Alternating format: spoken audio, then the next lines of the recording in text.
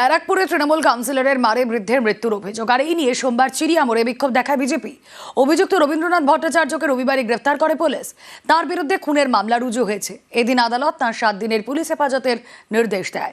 রবীন্দ্রনাথ ভট্টাচার্যকে দল থেকে 6 বছরের জন্য সাসপেন্ড করেছে তৃণমূল।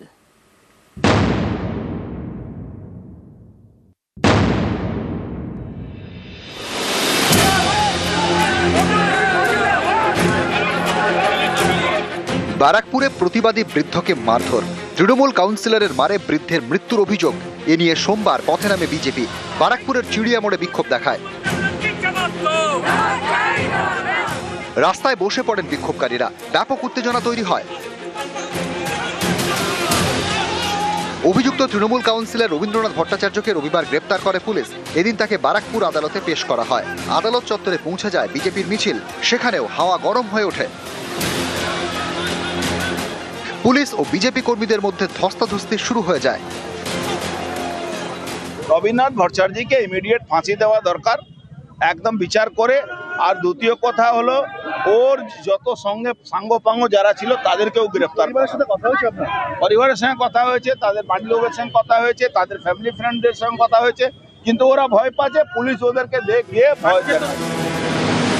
উত্তর ব্যারাকপুর পুরসভা 23 নম্বর ওয়ার্ডের মনিরামপুর এলাকার বাসিন্দা তুলসী অধিকারী, বয়স 81।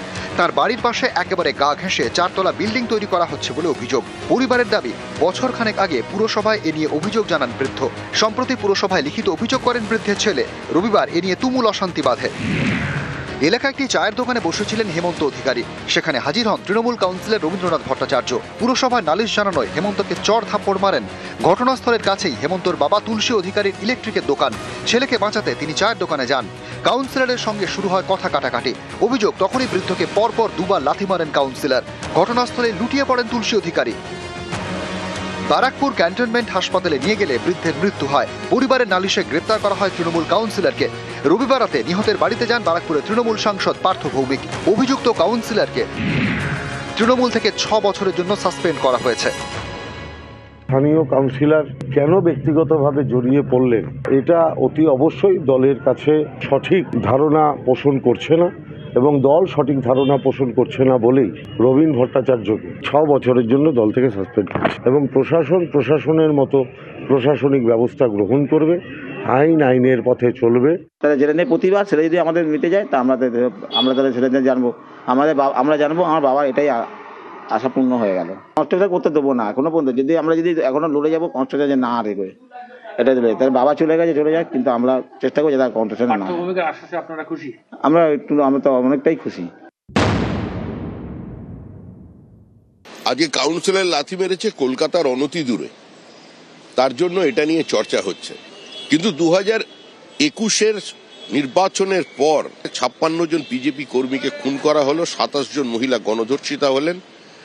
ভোট পরবর্তী হিংসায় সিবিআই তদন্ত হচ্ছে। পুলিশ সহযোগিতার পরিবর্তে সাক্ষীদের হস্টাইল করছে, প্রমাণ লোপের কাজ করছে। এখন কাউন্সিলর পেটে লাথি মেরে ফেলছে, এরপরে ক্যাবিনেট মন্ত্রী আরো কারো পেটে লাথি মেরে ফেলবে। ব্যারাকপুরের কাউন্সিলরের বিরুদ্ধে যে অভিযোগ, সঙ্গে সঙ্গে ব্যবস্থা নিয়েছে তৃণমূল কংগ্রেস। তদন্ত করছে পুলিশ। বিজেপি বড় বড় কথা বলছে, তাদের উন্নাও, হাতরাস, প্রয়াগরাজ থেকে শুরু করে একের পর এক গণহত্যা, গণধর্ষণ, পুড়িয়ে মারা।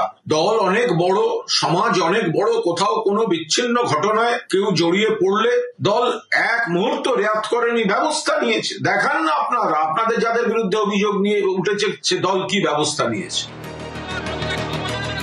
ব্যারাকপুর থেকে অরুণ ঘোষ, নিউজ 18 বাংলা।